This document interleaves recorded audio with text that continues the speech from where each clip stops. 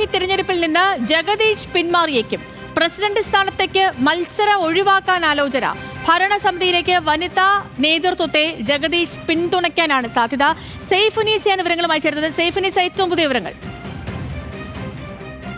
സേതുലക്ഷ്മി, അമ്മ പ്രസിഡന്റ് സ്ഥാനത്തേക്ക് 6 പേരാണ് ഇത്തവണ നാമനിർദ്ദേശ പത്രിക നൽകിയത്. ജഗദീഷ്, ശ്വേതാ മേനോൻ, ദേവൻ, രവീന്ദ്രൻ, ജയൻ ചേർത്തല, അനൂപ് ചന്ദ്രൻ എന്നിവരായിരുന്നു നാമനിർദ്ദേശ പത്രിക നൽകിയത്. ഇതിൽ പ്രധാനമായും മത്സരം ജഗദീഷും ശ്വേതാ മേനോനും തമ്മിലാണ് എന്ന് നമ്മൾ നേരത്തെ തന്നെ പറയുകയും ചെയ്തിരുന്നു.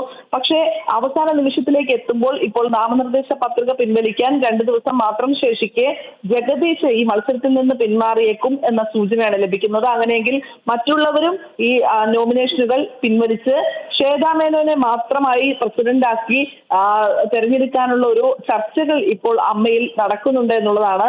അതിൽ മമ്മൂട്ടിയും മോഹൻലാൽ അടക്കമുള്ളവർ ആ ചർച്ചകൾക്ക് മുൻപിട്ട് നിൽക്കുകയും ചെയ്യുന്നുണ്ട്. നേരത്തെ മന്ത്രി KB ഗണേഷ് കുമാർ അടക്കം പറഞ്ഞിരുന്നു, അമ്മ ഒരു പുരുഷാധിപത്യ സംഘടനയാണ് എന്ന പ്രചാരണം സമൂഹത്തിലുണ്ട്, അങ്ങനെ ഒരു തെറ്റിദ്ധാരണ സമൂഹത്തിനുണ്ട്.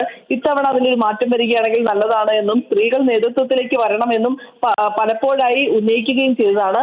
ജഗദീഷിനും ഈ അഭിപ്രായം നേരത്തെ പറഞ്ഞിരുന്നതാണ്.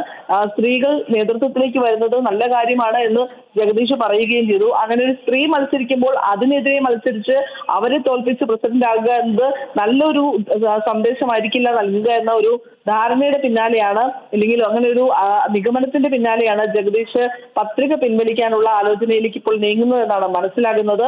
എന്നാൽ ഇതിന് ഔദ്യോഗികമായ ഒരു സ്ഥിരീകരണം വന്നിട്ടില്ല. പക്ഷേ എങ്കിലും ഇത്തരം ഒരു ചർച്ച, ശ്വേതാ മേനോനെ പ്രസിഡന്റായി സർവ്വസമ്മത പ്രസിഡന്റായി തെരഞ്ഞെടുക്കാനുള്ള ഒരു ചർച്ചകൾ ഇപ്പോൾ അമ്മയിൽ തുടങ്ങിക്കഴിഞ്ഞിരിക്കുകയാണ്.